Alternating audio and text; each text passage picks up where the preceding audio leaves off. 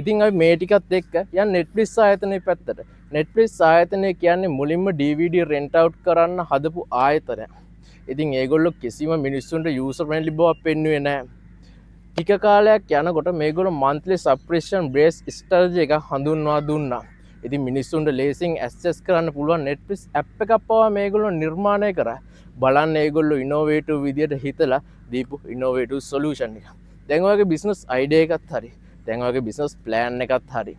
ඊළඟට ඔයා අවධානය යොමු කරන්න ඕනේ කාරණාව තමයි ඔයාගේ business එකට හොඳ නමක් දාගන්න කියන එක.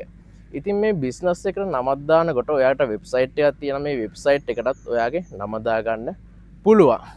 ඉතින් මේ නම දාන එකේ වැදගත්කම කියන්න මම පුංචි උදාහරණයක් ගන්නම්. Amazon ආයතනයේ මුලින්ම නම් කරලා තිබ්බේ Amazon කියලා නෙමෙයි. ඒක නම් කරලා තිබ්බේ කැඩබරා කියලා. ඉතින් මේ කැඩබරා කියන නම මට හරියට ප්‍රොනවුන්ස් කරන්න බෑ. ඒ වගේ තමයි ඇමරිකාවේ මිනිස්සුන්ටත් මේ නම හරියට ප්‍රොනවුන්ස් කරන්න බෑ. ඉතින් ඒගොල්ලෝ මේක වෙනස් කරා. පස්සේ කාලේ Amazon කියලා. ඉතින් Amazon ආයතනයටත් තමන්ගේ නමේ තිබ්බ වැදගත්කම තේරුණා නම් innovative businessman කෙනෙක් වෙන්න ඉන්න ඔයාට තමන්ගේ business එකට දාන නමේ වැදගත්කම තේරෙන්න ඕනේ.